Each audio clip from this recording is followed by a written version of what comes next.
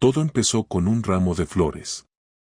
No uno cualquiera, no uno que no era para mí. Era jueves por la tarde y había pasado por casa porque me habían cambiado el turno en el trabajo. Tenía la tarde libre, así que pensé en hacer algo improvisado, prepararle a Rosa su cena favorita, abrir una botella de vino y, qué sé yo, revivir algo de lo que teníamos antes. Algo sencillo. Estábamos en una de esas rachas en las que ni discutíamos ni nos reíamos. Lo nuestro era como un contrato de alquiler que nadie renovaba pero tampoco se atrevía a cancelar. Entré al portal y me encontré con el repartidor de flores en el ascensor. ¿Tercer piso?, me preguntó. Le dije que sí, que era el mío. «¿Qué suerte tiene tu chica?», soltó el tío, como si me estuviera haciendo un favor. No respondí, solo sonreí. Pensé, joder, Rosa me ha mandado flores. Qué detalle raro pero bonito. Pero no era eso. El repartidor me pasó la caja, rosas rojas, bien arregladas, papel craft, una cinta verde oscura de esas que ponen en las floristerías caras, y yo me quedé mirando el sobre pegado al envoltorio. Para ti. Gracias por el otro día. Me congelé. La letra era de boli negro, de hombre, muy rápida, como si lo hubiera escrito de pie. Y no era mi inicial. No era mía esa nota. Ni las flores. Ni el agradecimiento. Entré en casa como si nada, dejé la caja encima de la mesa de la cocina y esperé. Rosa llegó media hora después, con esa cara de viernes aunque fuera jueves. «¿Te han cambiado el turno?», me dijo al verme. «Sí», respondí. Se quedó mirando la caja sin tocarla, como si fuera una bomba. Y ahí lo supe. No por las flores. Por su reacción. Esa pausa. Esa falta de sorpresa. Ese momento en el que alguien no actúa como lo haría cualquiera que acaba de recibir un regalo inesperado. ¿Y eso?, preguntó, sin acercarse. «¿Te lo han traído esta tarde?» «Supongo que no son para mí». Silencio. ¿Quién es ese? Tardó 3 segundos en responder, y esos 3 segundos fueron peores que cualquier grito, cualquier insulto, cualquier discusión de pareja. «Un compañero del curro», dijo al fin. «Me ayudó con una cosa el otro día. No sabía que iba a mandarme nada». Mentira. Sabía. Lo sabía desde que lo vio. Y yo lo supe al instante. No dije nada más. Preparé los filetes. Ella puso la mesa. Cenamos en un silencio tan denso que se podía cortar con el cuchillo del pan. Ni siquiera hice el intento de abrir el vino. Me acosté temprano y me hice el dormido cuando entró en la habitación. Ella también se hizo la dormida. Supongo que así empezamos a separarnos de verdad, fingiendo que dormíamos, cuando lo que pasaba era que no queríamos ni mirarnos. Desde ese día, empecé a prestar atención a todo. No porque fuera un paranoico, sino porque tenía una sensación tan fuerte en el pecho que no podía ignorarla. No era celos. Era certeza. No revisé su móvil. No le seguí. No puse cámaras. No me hacía falta. Porque los que saben mentir bien, no cometen errores evidentes. Pero Rosa no era buena mintiendo. Se le notaba en el lenguaje corporal. En cómo empezaba a decirme cariño con una sonrisa forzada. En cómo me besaba la mejilla sin apretar los labios. En cómo me miraba el cuello cuando me hablaba, nunca a los ojos. La segunda señal fue el sábado siguiente. Me dijo que tenía una cena con las chicas de la clínica. Yo le dije que disfrutara. Pero al ir a buscar una camiseta limpia del cajón, vi que se había llevado la lencería negra. La buena. La de los aniversarios. La que nunca se pone porque es incómoda. Para una cena con las chicas. Claro. La tercera señal no fue una señal. Fue una confirmación. Y eso te lo contaré en la siguiente parte, porque ahí ya no hay vuelta atrás. Ahí fue cuando me dije, vale, Oscar. Tu mujer se está follando a otro tío. Y encima lo está haciendo como si fueras tonto. Y ahí empecé a pensar no solo en descubrir la verdad. Empecé a pensar en qué iba a hacer con ella después. El martes siguiente, Rosa salió de casa más arreglada de lo normal. Tenía turno de mañana, y aunque no era raro que se maquillara un poco, ese día llevaba los labios pintados de rojo y el pelo recién planchado. No dije nada porque ya no estaba en ese punto de preguntar cosas que ya sé que van a tener respuestas de mierda. Me limité a mirarla mientras recogía su bolso, con esa forma suya de no mirarme directamente, como si fuera algo que le costara trabajo. Me dio un beso seco y se fue. Me quedé sentado a la mesa con el café frío, sin ganas de desayunar y con un nudo en el estómago que ya se había vuelto parte de mi día a día. No tenía pruebas todavía, solo intuiciones, gestos, silencios, detalles que otros llamarían insignificantes, pero que cuando llevas 9 años con alguien, pesan. Todo empezó a tomar forma cuando decidí hacer algo que me costó bastante, tomarme la tarde libre para ir a la clínica. No quería montar una escena, no iba con la idea de pillarla en plena faena ni nada parecido, solo quería ver con mis propios ojos cómo actuaba, cómo se movía en ese entorno del que tanto hablaba últimamente, pero al que nunca me había invitado. Llegué sobre las 4 menos cuarto, supuestamente a punto de terminar su jornada. Me senté en una cafetería al frente, pedí un café solo, y esperé. Pasaron 10 minutos, luego 20, y nada. A las 5:10, la puerta de la clínica se abrió. Rosa no salió sola. Lo primero que vi fue la mano de él en su espalda, como si la guiara hacia la salida. Ella sonreía. No era una sonrisa cualquiera.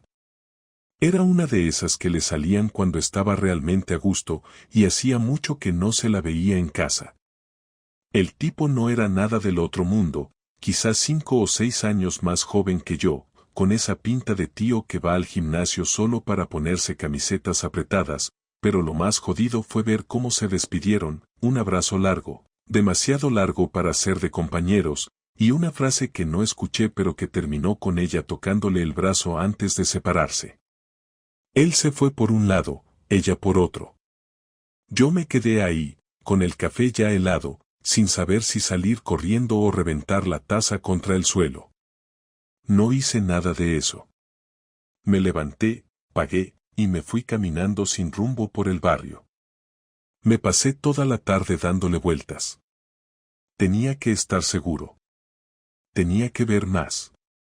No bastaba con una escena ambigua desde una cafetería. Quería que me doliera, pero de forma directa.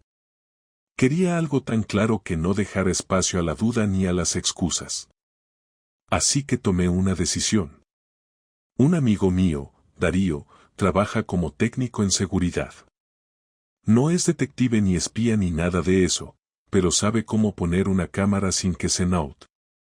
Le llamé esa misma noche, le dije que necesitaba ayuda con algo delicado, que no podía dar detalles pero que necesitaba confiar en él. Al día siguiente, vino a casa con un par de dispositivos pequeños, discretos, y en menos de una hora ya teníamos uno en la entrada del salón y otro en la parte del pasillo que da a nuestra habitación. No me sentí bien haciéndolo, pero tampoco me sentí culpable. Había algo roto entre Rosa y yo desde hacía tiempo, y no lo rompí yo. Me limité a dejar que la verdad apareciera sola. Durante los días siguientes, Rosa siguió actuando igual. Besos fríos por las mañanas, mensajes que recibía y contestaba con una sonrisa estúpida, excusas vagas para salir tarde del trabajo, y sobre todo, esa mirada evitándome. Yo me convertí en una especie de actor secundario en mi propia casa, manteniendo la calma, cocinando, limpiando y esperando cada noche a revisar las grabaciones. Al principio, nada. Solo sus idas y venidas, su rutina, sus llamadas. Pero entonces, un viernes por la tarde, encontré lo que buscaba. Rosa volvió a casa a las 7:30. Se duchó, se cambió, se puso un conjunto de ropa interior que llevaba meses sin usar. Luego se maquilló, se miró al espejo más de lo normal y salió a las 8 diciendo que había quedado a cenar con Paula, una compañera del trabajo. Yo le dije que se lo pasara bien, como si no me estuviera dando cuenta de nada. En cuanto salió, revisé las cámaras. En una de las grabaciones, justo después de vestirse, la vi escribir un mensaje. No se veía la pantalla, pero sí se escuchaba lo que murmuró al enviar el mensaje: estoy saliendo, guapo. Esa noche no dormí. Me quedé en el salón, sin encender la tele, sin música, sin nada. Solo pensando. No era rabia lo que tenía dentro, era algo peor. Era decepción. Y no por la traición en sí, sino por cómo lo estaba haciendo, como si yo fuera un mueble en la casa, alguien invisible, alguien tan insignificante que ni siquiera merecía una mentira decente. Alrededor de las 2 de la madrugada, Rosa volvió. Venía tranquila, feliz, canturreando por lo bajo. Se quitó los tacones en la entrada, dejó el bolso en la silla, y fue directa al baño. Salió al rato con el pelo algo revuelto y los ojos brillantes. Me saludó con un aún despierto, sin pizca de culpa. Le dije que no podía dormir. Me dio un beso rápido y se metió en la cama. Yo no dormí en toda la noche. Al día siguiente, sábado, fue a hacer la compra como si nada. Yo aproveché para revisar bien las grabaciones de la noche anterior. Nada más entrar, se quitó el abrigo, sacó su móvil y se puso a mirar algo con una sonrisa. Luego fue directa a la ducha. El video no tenía audio, pero no me hacía falta escuchar nada. Lo que vi fue suficiente. Era la forma en que se miraba al espejo, cómo se tocaba el cuello, cómo revisaba el móvil cada 2 por 3. Ya no eran indicios. Era evidente. No dije nada aún. No era el momento. Lo que quería ahora era planear. No cómo enfrentarla, sino qué hacer después. Porque yo ya tenía claro que esto no era una crisis de pareja. No era un error. Era una elección. Rosa estaba eligiendo vivir una vida paralela y me estaba dejando fuera sin decírmelo. Pues si ella quería secretos, yo también podía tener uno. Y el mío empezaba con una palabra: venganza. La siguiente vez que saliera a ver a su amiga, yo iba a seguirla. Y cuando supiera dónde estaba exactamente, iba a dejar de mirar desde lejos. Iba a entrar en su mundo oculto, iba a romper el teatro, y no iba a quedarme callado como hasta ahora. Iba a hacer algo que no se pudiera borrar. Y cuando lo hiciera, ella iba a entender lo que significaba jugar conmigo. El sábado siguiente amaneció con esa sensación incómoda que se queda en el cuerpo cuando sabes que algo va a pasar, algo que no puedes evitar aunque quieras. No dormí casi nada, porque llevaba días preparándome para seguir a Rosa sin que ella se diera cuenta. No era algo que me enorgulleciera, pero ya no estaba en ese punto en el que uno se preocupa por quedar bien. Estaba en el punto en el que solo necesitaba la verdad delante de mis ojos para no sentirme un idiota por seguir teniendo dudas.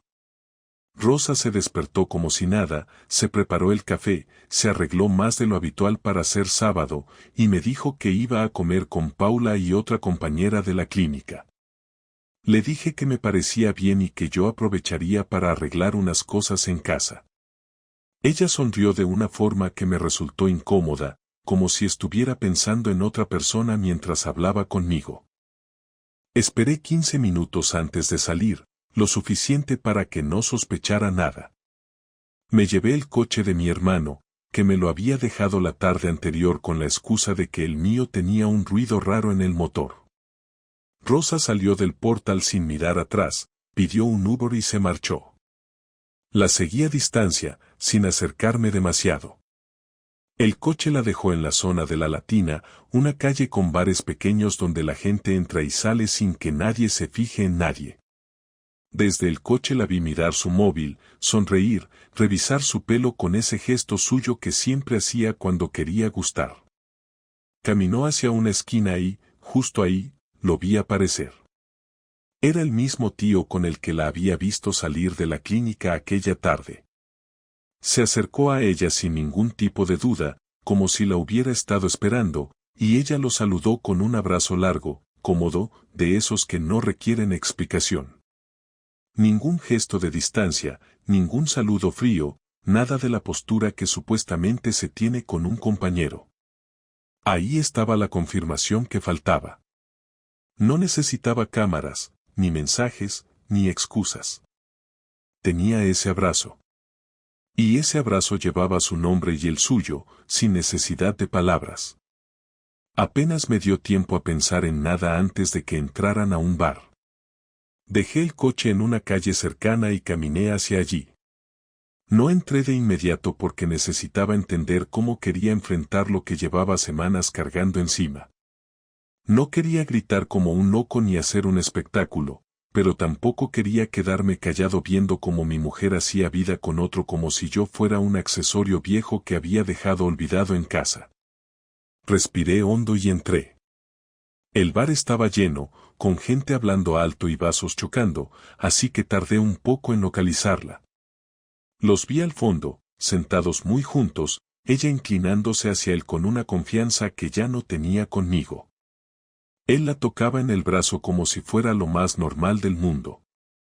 Me acerqué despacio, no porque tuviera miedo, sino porque necesitaba estudiar bien la escena antes de interrumpirla. Cuando llegué a su mesa, Rosa tardó unos segundos en darse cuenta de que estaba de pie delante de ellos. En cuanto me vio, la expresión se le cayó como si hubiera visto algo que no esperaba de ninguna manera.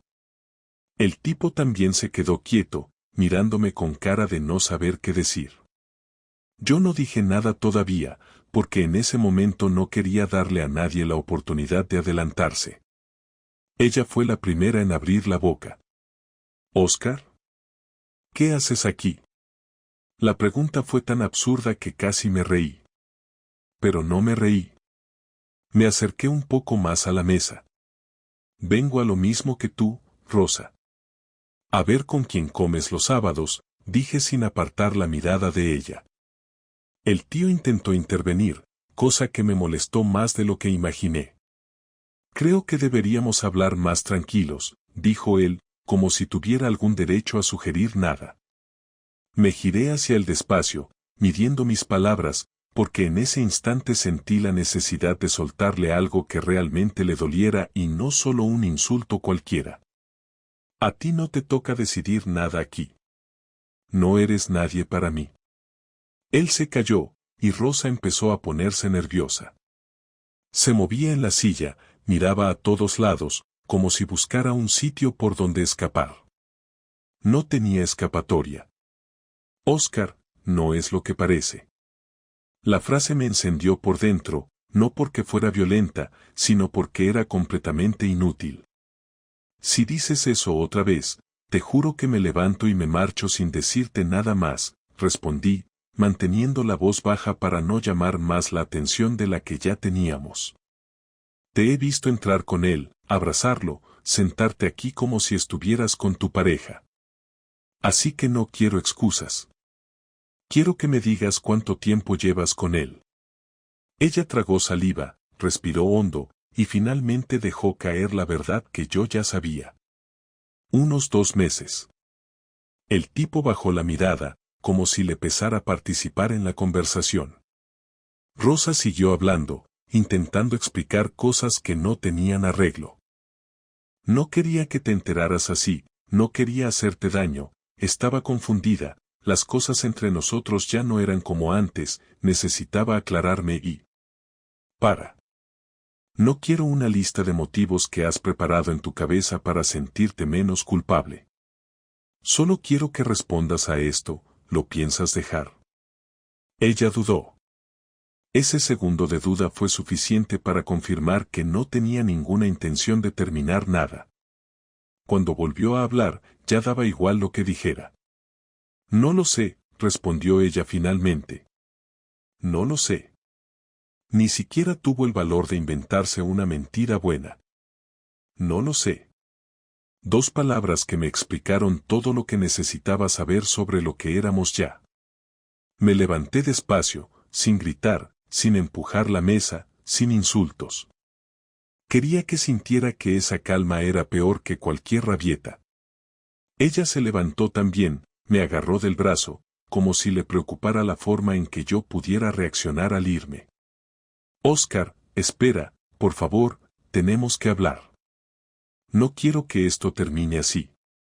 La miré a los ojos, y por primera vez en semanas, no sentí duda ni dolor.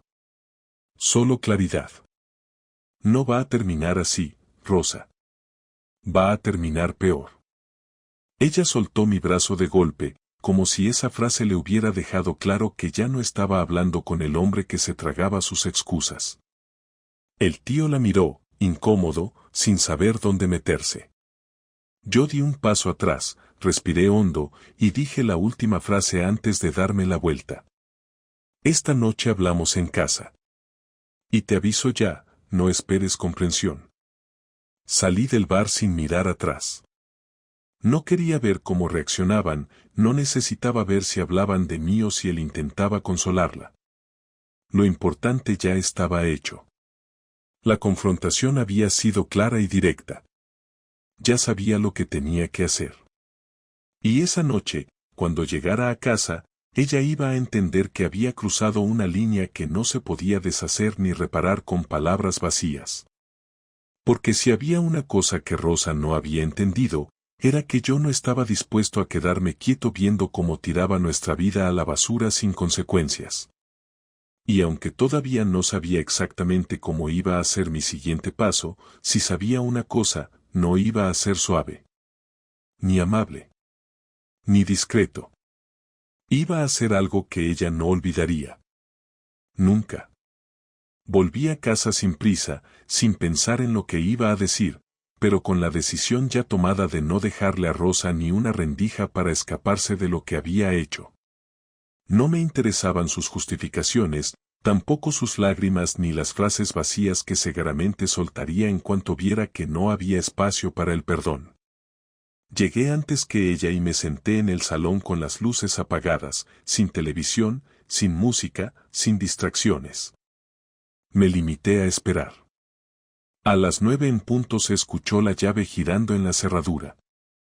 Entró despacio, como si dudara de que yo estuviera en casa, como si esperara encontrarme durmiendo o fuera, como si todavía albergara una mínima esperanza de no tener que enfrentarse a mí. Encendí la luz cuando cruzó el pasillo y no dijo ni una palabra al verme sentado. Se quedó de pie frente a la puerta, sin moverse, con el bolso aún colgado y la chaqueta cerrada. La miré sin decir nada durante varios segundos, esperando a que hablara primero, pero no lo hizo. Así que empecé yo. Siéntate. No lo dijo con tono autoritario, pero tampoco como una sugerencia. Solo quería evitar que se escapara de nuevo hacia las excusas. Se sentó al otro extremo del sofá, sin quitarse la chaqueta, sin mirarme a los ojos. Tenía la cara tensa, como quien sabe que lo que viene no se puede maquillar. Yo apoyé los codos en las rodillas y le hablé directamente, sin rodeos. Voy a hablar yo, y tú no vas a interrumpirme. Luego, si tienes algo que decir, te escucho. Pero quiero que te quede claro que no me interesa cómo llegamos a este punto, ni si estabas confundida, ni si crees que lo nuestro ya no funcionaba. Lo único que quiero ahora es dejarte claro que se acabó. No hay marcha atrás. Has tomado tus decisiones, y ahora yo voy a tomar las mías. Ella no dijo nada, pero sus ojos ya estaban brillando, y aunque aún no había soltado una lágrima, sabía que no tardaría. No por arrepentimiento, sino por la pérdida del control que había tenido hasta ahora. Continué. No se trata solo de que te hayas acostado con otro, aunque eso ya sería suficiente. Se trata de que lo hiciste mientras seguías compartiendo esta casa conmigo, durmiendo en esta cama, sentándote en esta mesa. Y no tuviste los cojones de decírmelo. Esperaste a que yo lo descubriera por mi cuenta, como si fueras una cobarde incapaz de asumir lo que estabas haciendo. Y cuando lo descubrí, ni siquiera tuviste la decencia de fingir remordimiento. Solo pensaste en justificarte, en ver si aún podías manejar la situación para no perder ni al otro ni a mí.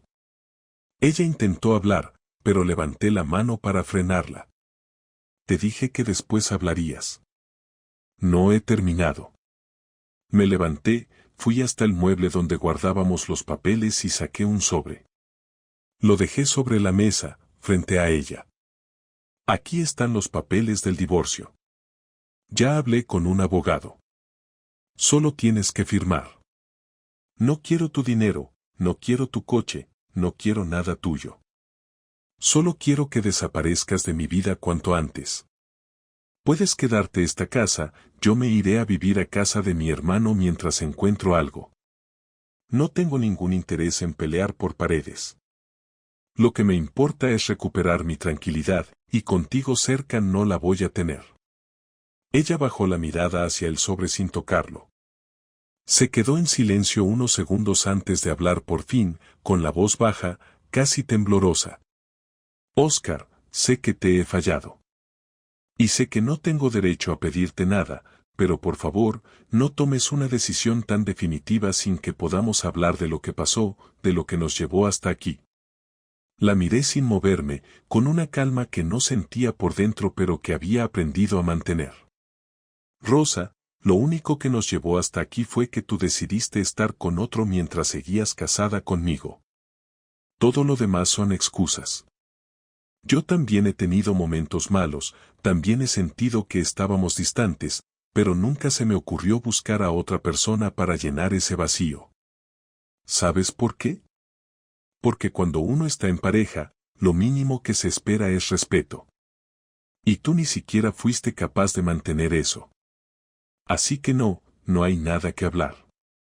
Esto no es una crisis. Es una traición.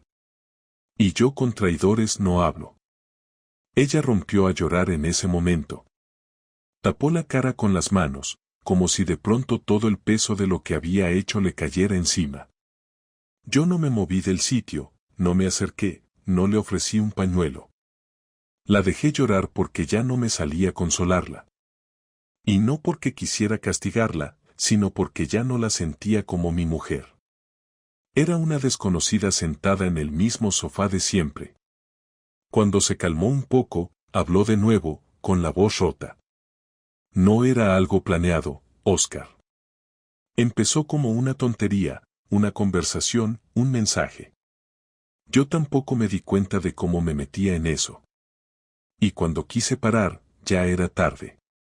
Me reí por primera vez en días, pero fue una risa seca, sin alegría. Claro. Es que las infidelidades son así, ¿no? Una resbaladita, un errorcito. Rosa, por favor. Tienes casi 40 años. Sabes perfectamente cómo funcionan estas cosas. No empezaste a hablar con ese tipo sin saber a dónde iba. Lo elegiste. Y lo hiciste con conciencia. No me vengas ahora con cuentos. Ella asintió en silencio, como si por fin entendiera que ya no había forma de manipularme. Yo seguí hablando, sin bajar el tono. Y no creas que esto se queda aquí. Voy a contarle todo a tu familia. A tus padres, a tu hermana. No con detalles, pero sí lo suficiente para que entiendan por qué no estás en mi vida. No pienso cargar con esta culpa solo. Si te importa algo tu imagen, empieza a preparar tu discurso. Ella me miró, y por primera vez desde que todo esto empezó, noté miedo en sus ojos. No a mí, sino a la consecuencia de sus actos. Miedo a perder todo lo que había fingido mantener mientras me traicionaba. Pero ya era tarde. Me levanté, fui a la habitación, empecé a meter mi ropa en una maleta. No me llevé todo, solo lo necesario. Lo demás lo recogería otro día. Cuando terminé, pasé por el salón de nuevo. Ella seguía sentada, mirando el sobre sin tocarlo. Tienes hasta el lunes para firmar. Si no lo haces, lo haré yo por vía judicial. Pero te adelanto que tengo pruebas suficientes para demostrar que me fuiste infiel. No voy a entrar en batalla, pero tampoco voy a dejar que me tomes el pelo. Salí por la puerta con la maleta y sin mirar atrás. Cerré con la copia de la llave que todavía tenía. Sabía que esa puerta no se volvería a abrir para mí. Y lo acepté. No con dolor, sino con una claridad brutal. Había hecho lo que tenía que hacer. Ahora venía la parte más difícil, construir otra vida desde cero. Pero al menos, esta vez, sería mía. Y solo mía. Pasé las siguientes noches en casa de mi hermano sin decirle casi nada de lo que había pasado. Solo le solté que Rosa y yo habíamos tenido problemas y que necesitaba unos días para aclarar las cosas. Él no preguntó mucho, pero noté que se le quedó esa cara de quien entiende más de lo que escucha. Me dejó la habitación de invitados, un juego de llaves y me dijo que me quedara el tiempo que necesitara. Lo agradecí, aunque lo único que quería era encontrar un lugar propio lo antes posible. No me interesaba ni su lástima ni su hospitalidad prolongada. Estar en una casa que no es la tuya cuando tu matrimonio acaba de reventar solo empeora las cosas. El lunes siguiente pedí permiso en el trabajo y fui directamente a la oficina del abogado. Firmé los papeles delante de él y le pedí que llamara a Rosa para dejar constancia legal de que los documentos estaban listos para su firma. Le dije que no quería volver a hablar con ella salvo que fuera estrictamente necesario. Él asintió sin opinar nada y me prometió encargarse de que ella recibiera todo en orden. Esa misma tarde, mientras caminaba por la calle, me llegó un mensaje de un número desconocido. Lo abrí con la sensación de que ya sabía quién era. Era él. El tipo con el que Rosa se acostaba. Me escribía para pedirme que habláramos, que él no quería problemas y que todo había sido una situación que se le había ido de las manos. Me detuve en seco en mitad de la acera. No podía creer que tuviera la cara de escribirme después de lo que había hecho. Me senté en una terraza vacía, pedí un café y le contesté. No tienes nada que decirme. No eres parte de mi vida. Lo único que hiciste fue acostarte con mi mujer sabiendo que estaba casada. Así que no me escribas más.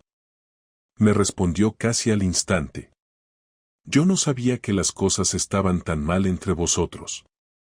Pensé que era una relación que ya estaba acabada. Rosa me decía que tú estabas distante, que no la tratabas bien. Leí el mensaje 2 veces antes de responder.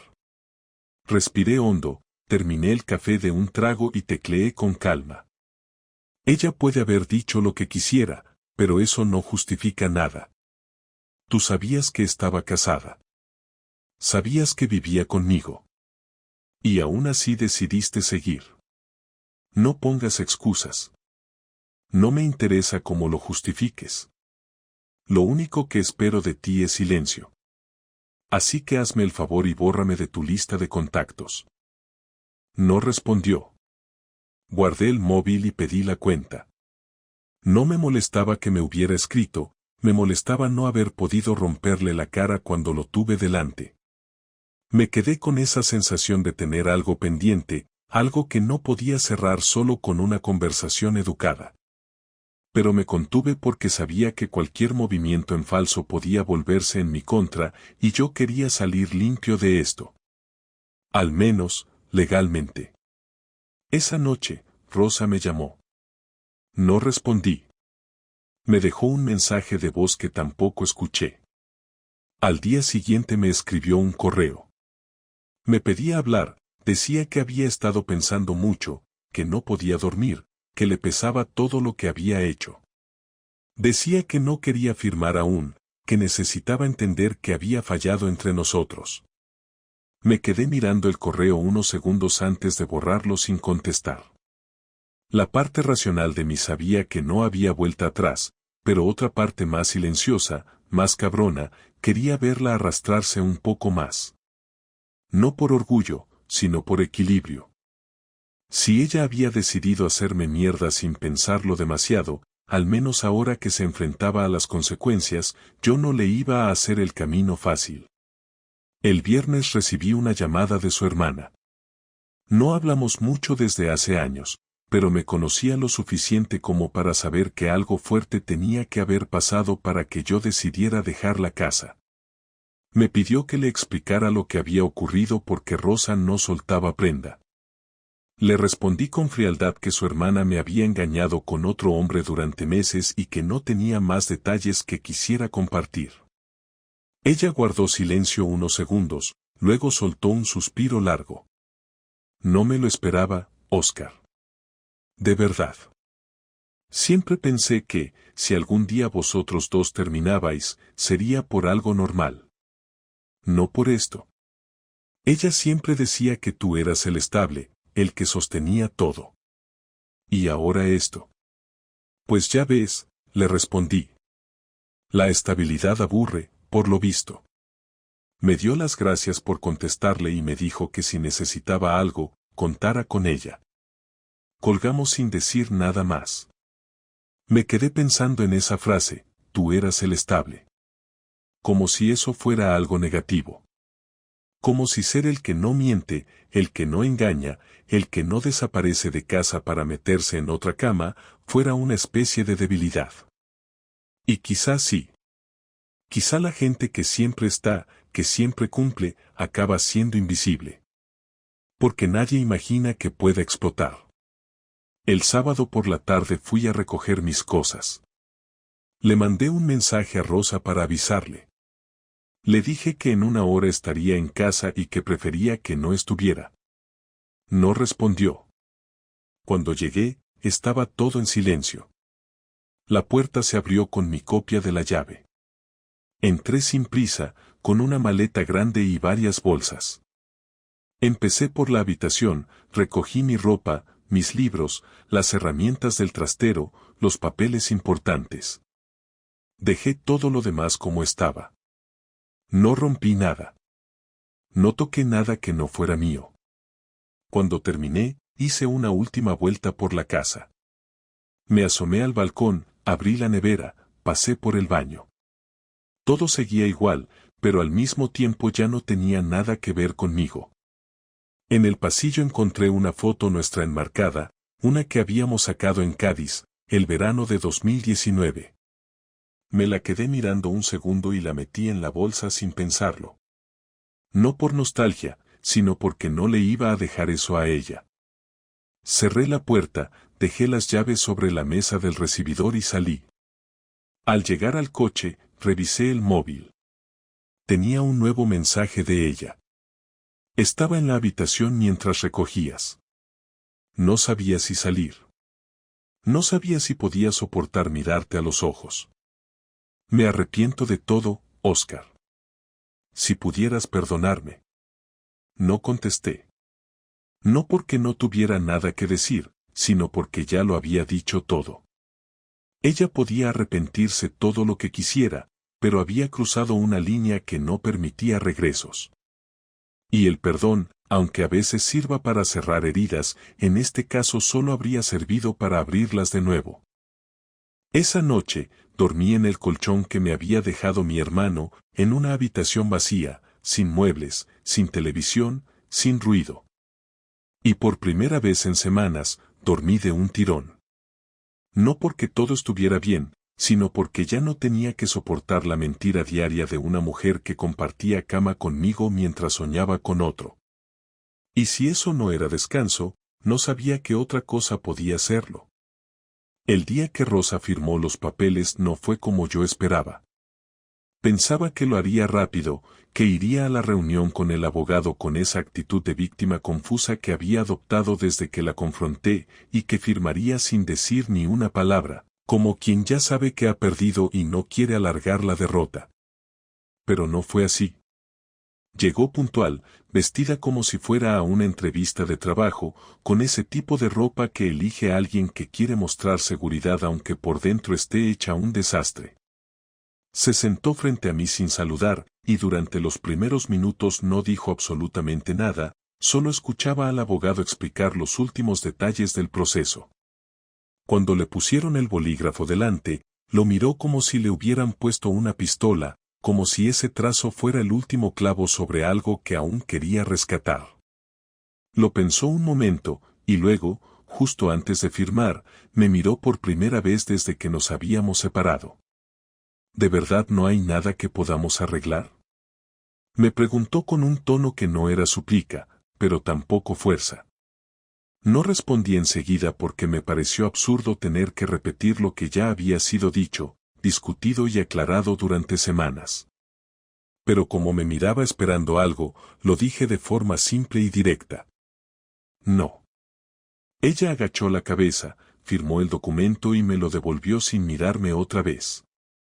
El abogado nos felicitó por haber manejado todo sin escándalos ni gritos, como si eso fuera un consuelo, como si el hecho de firmar sin romper cosas nos convirtiera en adultos emocionalmente estables. Yo solo quería salir de ahí cuanto antes. Cuando terminó todo, Rosa se levantó despacio, recogió su bolso y dijo algo antes de irse. Me equivoqué en todo. Pero tú también te alejaste. No te diste cuenta, pero lo hiciste. No le respondí. No porque me creyera libre de culpa, sino porque en ese momento ya no importaba. Todos tenemos defectos, todos fallamos en algo, pero no todos elegimos traicionar cuando las cosas se ponen difíciles. Y ella lo había hecho. Así que no había discusión posible. Salí del despacho con una sensación rara, como si me hubieran quitado algo que no quería pero que aún era parte de mí. Me subí al coche, conduje sin rumbo por 1 hora, y acabé aparcando cerca del parque donde solíamos pasear los domingos. Me senté en un banco, no para pensar, sino para no hacer nada. Por primera vez en muchos años no tenía una obligación pendiente, no había nadie esperándome ni mensajes por contestar, ni planes por cumplir. Estaba completamente solo, pero no me sentía vacío. Me sentía limpio. Esa noche, por primera vez desde que me fui de casa, salí con Darío y otros amigos. Fuimos a un bar normal, sin pretensiones, con mesas de madera y cerveza de grifo barata. Ellos sabían algo de lo que había pasado, pero nadie tocó el tema. Me invitaron a las rondas, se rieron fuerte, hablaron de fútbol, de trabajo, de la vida cotidiana, como si supieran que lo último que necesitaba era seguir hablando de Rosa. Y eso lo agradecí. Me limité a estar ahí, escuchando, riendo cuando algo me hacía gracia de verdad, y sintiendo que, poco a poco, las piezas empezaban a colocarse. Durante los días siguientes, no volví a saber de ella. Supuse que había entendido el mensaje. Sin embargo, 1 semana después me llegó un sobre a la dirección de mi hermano. Era una carta escrita a mano, sin perfume, sin adornos, sin fotos. Empezaba con un sé que no vas a responder y lo entiendo, lo cual ya marcaba el tono del resto. Decía que no buscaba volver, que no esperaba que la perdonara, pero que necesitaba contarme que había terminado con el otro tipo, que después de nuestra conversación en el bar se dio cuenta de que todo había sido una huida absurda, que nunca se sintió más sola que después de verme irme con la maleta. También decía que iba a buscar ayuda psicológica, que quería entender por qué hizo lo que hizo, por qué destruyó algo que ella misma había construido durante tantos años. Leí la carta 2 veces.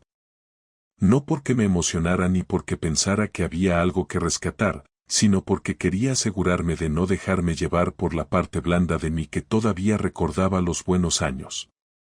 Esa parte que recordaba las primeras vacaciones, las cenas improvisadas, los días de sofá y series, las risas tontas por cosas que ya ni me acuerdo. Pero también recordaba las noches en las que ella llegaba tarde con mentiras en la boca, las miradas evitadas, los mensajes escondidos, los silencios incómodos en la cama. Así que, después de pensarlo bien, rompí la carta en pedazos pequeños y la tiré a la basura. No la guardé para leerla después, no la respondí, no le escribí de vuelta. Porque aunque en el fondo me dolía lo que habíamos perdido, también sabía que todo ese dolor no servía de nada si no aprendía a dejarlo atrás. 2 meses después, encontré un piso pequeño en el centro, lejos del barrio donde vivíamos. No era gran cosa, pero era mío. Lo amueblé poco a poco, sin prisas. Compré un sofá cómodo, una cama nueva y una cafetera que usaba todos los días sin pensar en nadie más que en mí. Empecé a leer más, a salir los fines de semana sin tener que avisar a nadie, a hacer las cosas que había dejado de hacer porque pensaba que ya no encajaban en la rutina de una vida de pareja. No sentí libertad eufórica, no viví ninguna epifanía. Solo empecé a vivir de nuevo sin miedo, sin dudas, sin la sensación constante de estar siendo engañado por alguien que dormía a mi lado. Un día, mientras organizaba una caja con cosas viejas, encontré una foto nuestra, de los primeros años. Estábamos en la playa, sonriendo, con esa expresión que solo tienen las parejas que aún no se han roto. Me quedé mirándola un momento, sin tristeza, sin ira. Y después la guardé en el fondo de un cajón. No la rompí, no la tiré. No porque quisiera conservarla, sino porque ya no me hacía daño. Era parte de algo que existió y que ya no era mío. Y eso era suficiente. No volví a saber de Rosa después de esa carta. Nunca más. Ningún mensaje, ninguna llamada, nada. Y aunque a veces me preguntan si no me gustaría cerrar el ciclo con una conversación final, con un último café o una charla adulta, yo siempre contesto lo mismo, el ciclo ya está cerrado. Lo que había que decir, se dijo. Lo que tenía que doler, dolió. Lo que tenía que terminar, terminó. Y si algo aprendí de todo esto, es que nadie merece vivir con una duda constante en la cabeza. Nadie merece preguntarse si está siendo querido o simplemente aguantado. Nadie merece tener que vigilar a quien debería cuidarte. El amor, cuando es real, no necesita vigilancia. Y cuando empieza a necesitarla, ya no es amor, es otra cosa. Una cosa fea que te consume hasta dejarte en los huesos. Ahora tengo días buenos y días malos, como todo el mundo. Pero al menos sé que no me miento. Y eso, a esta altura, vale más que cualquier promesa rota.